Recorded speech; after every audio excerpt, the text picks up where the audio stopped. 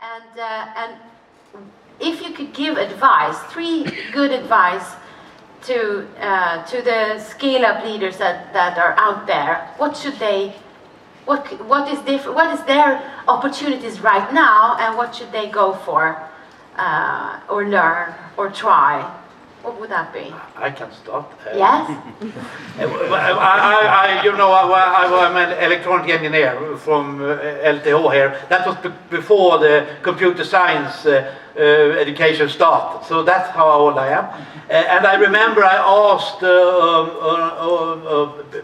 older students there, where should I go when this was the first year, where should I go when I end my studies? You can always go to Västerås. And I say, that was the answer back in 1981, 82.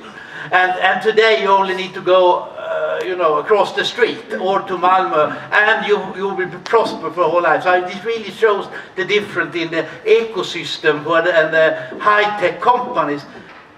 Or you could go to Kockums those days also, but that's really the big difference. If I should give three advice, I think number 1, choose your first boss with care, or your first, if you start a company, your first investors, because then you will learn from the first or senior manager you have. So be picky when you choose your boss. It's not the other way around, that the boss should choose you. You should choose the boss. Then I think everyone has already been invented somewhere else in the world. Use internet, be international, look outside the Skåne and the Villan and the here. Be open-minded, because and use technology all around the world if you want to develop things. Don't be afraid to look. If you work with software, open source components exist everywhere. Of course, you can always discuss IP, but that's another story. And number 3, be curious. I think you have never learned enough. No. I just looked at a number file. It's a mathematical YouTube channel. If someone is that you can always find very big prime numbers that don't have any sevens inside that very big prime number. That's what I learned this morning on number 4.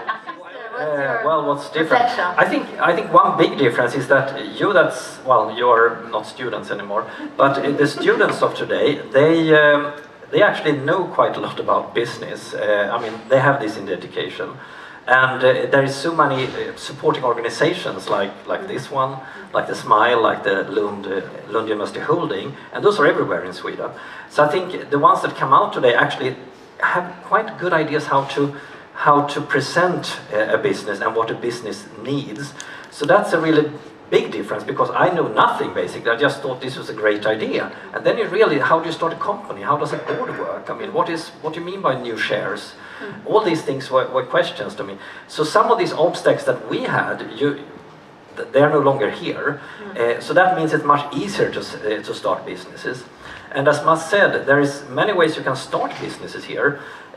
One great way, which I completely share with Mats, is look around, and you will actually see that the internet type of businesses, the leading country in the world now is China. That's where you find the latest businesses, the latest internet stuff that are that might be in this.